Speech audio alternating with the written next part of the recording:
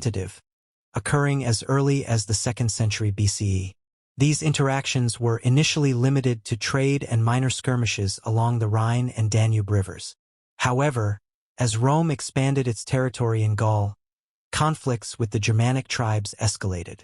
The Cimbrian War, 113 to 101 BCE, the Cimbri and Teutons, migrating tribes from northern Germania, threatened the Roman Republic with their massive migrations into Roman territories. After a series of Roman defeats, General Gaius Marius restructured the Roman army, leading to decisive victories at the battles of Aquae Sextiae, 102 BCE, and Vercelli, 101 BCE. While Rome triumphed, the conflict foreshadowed the challenges posed by the Germanic tribes. Large-scale migrations, adaptability in battle, and their fierce resistance to subjugation. Chapter 2: Rome's expansion into Germania. Under Emperor Augustus, Rome sought to bring Germania under its control, extending its borders beyond the Rhine. The campaigns led by Drusus and Tiberius in the late 1st century BCE initially appeared successful, with several tribes subdued and Roman infrastructure established. The disaster of Teutoburg Forest, 9 CE. The expansion into Germania ended in catastrophe when Arminius, a Roman-trained Germanic chieftain, united tribes to ambush 3 Roman legions under Governor Varus in the dense Teutoburg Forest. The Romans, unfamiliar with the terrain and unprepared for guerrilla tactics, were annihilated. Impact: the defeat shattered Rome's ambitions of conquering Germania. The Rhine became the permanent boundary of the empire, and Germania remained a land of tribal autonomy and resistance. Chapter 3: The Roman Counteroffensives. Despite the setback at Teutoburg, Rome did not abandon its efforts to contain the Germanic tribes. Germanicus, a Roman general and heir to Emperor Tiberius, launched a series of campaigns from 14 to 16 CE to avenge the Teutoburg disaster. The campaigns of Germanicus. Battle of Itastavizo, 16 CE. Germanicus defeated Arminius in open battle, showcasing the discipline and adaptability of Roman forces. Recovery of the Eagle Standards. Germanicus's forces recovered 2 of the 3 Eagle Standards lost at Teutoburg, restoring Roman morale. Though Germanicus achieved tactical victories, the logistical challenges of maintaining control over Germania forced Rome to abandon further campaigns, consolidating its defenses along the Rhine. Chapter 4: The Marcomannic Wars. By the 2nd century CE, the Germanic tribes had grown more organized and emboldened. The Marcomannic Wars, 166 to 180 CE, were a series of conflicts between the Roman Empire and a coalition of Germanic tribes, including the Marcomanni, Quadi, and others, who breached the Danube frontier. Marcus Aurelius's leadership. Emperor Marcus Aurelius personally led the Roman response, demonstrating strategic brilliance despite overwhelming odds. Fortification of the Danube frontier. Marcus Aurelius built a network of forts to secure the empire's borders. Divide and conquer. He exploited tribal rivalries, isolating key groups to prevent unified resistance. While Rome ultimately repelled the invasions, the wars exposed the empire's vulnerabilities and foreshadowed the growing power of the Germanic tribes. Chapter 5: The Shift toward Germanic Migration. By the 4th century, the balance of power began to shift. The Germanic tribes, pressured by the Huns from the east, migrated en masse into Roman territories, seeking refuge and opportunities. The Visigoths and the Battle of Adrianople, 378 CE. The Visigoths, initially granted asylum within the Roman Empire, rebelled after facing mistreatment by Roman officials.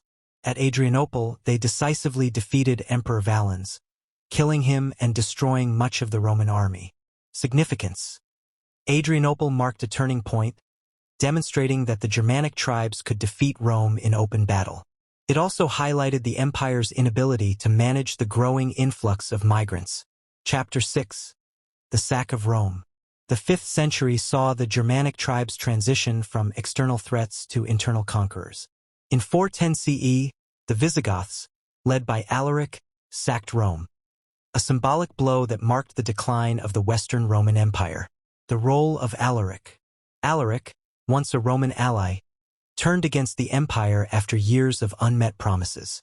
His forces besieged Rome, eventually entering the city and looting it. Despite the destruction, Alaric spared much of the population and sought to position the Visigoths as legitimate rulers within the Roman world. Chapter 7. The Fall of the Western Roman Empire. By 476 CE, the Western Roman Empire had crumbled under the weight of repeated invasions, internal strife, and economic decline. The deposition of the last Roman emperor, Romulus Augustulus, by the Germanic chieftain Odoacer marked the official end of the empire in the West. The Germanic kingdoms. The Germanic tribes established kingdoms across former Roman territories. The Visigoths ruled Hispania and southern Gaul. The Ostrogoths governed Italy under Theodoric the Great. The Franks emerged as the dominant power in Gaul under Clovis. Chapter 8. The Legacy of Endless Confrontations. The centuries of conflict between Rome and the Germanic tribes left an indelible mark on European history. Cultural fusion. While the Germanic tribes contributed to Rome's fall, they also preserved its legacy. Roman law, Christianity, and infrastructure were adopted and adapted by Germanic rulers, laying the foundation for medieval Europe. Borders and identity. The Rhine and Danube, established as borders during the Roman-Germanic Wars, remained important cultural and political divisions for centuries. The Germanic resistance also fostered a sense of identity that influenced the development of later European nations. Epilogue.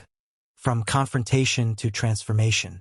The endless confrontations between Rome and the Germanic tribes were not merely battles over territory. They were a clash of civilizations.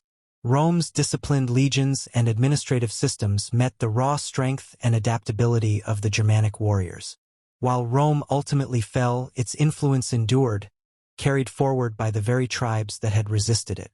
This legacy of conflict and collaboration shaped the course of European history, demonstrating that even the most profound rivalries can lead to enduring transformation. Chapter 9. Heroes and Leaders of the Roman-Germanic Conflict. The centuries-long confrontations between Rome and the Germanic tribes were defined by extraordinary individuals on both sides. These leaders exemplified the bravery, cunning, and determination that characterized the struggle. Arminius, the liberator of Germania. Arminius, once a Roman auxiliary, became the embodiment of Germanic resistance. His victory at the Battle of Teutoburg Forest was not only a military triumph but also a rallying cry for Germanic independence. Tactical brilliance.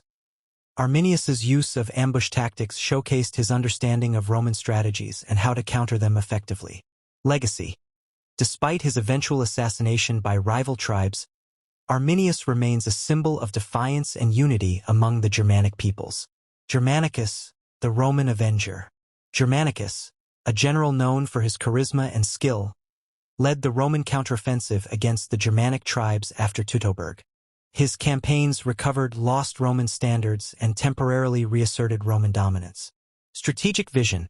Germanicus's victories, such as the Battle of Itus Diviso, highlighted his ability to adapt Roman tactics to the challenging terrain of Germania. Moral symbol. His actions helped restore Roman pride after the devastating defeat at Teutoburg. Fritigern, the visionary of Adrianople. As leader of the Visigoths, Fritigern orchestrated one of the most devastating defeats for Rome at the Battle of Adrianople in 378 CE. Unity through leadership. Fritigern's ability to unify the Visigoths under his command was crucial to their success. Tactical deception. He feigned negotiations to delay the Roman forces, allowing his cavalry to regroup and deliver a decisive blow.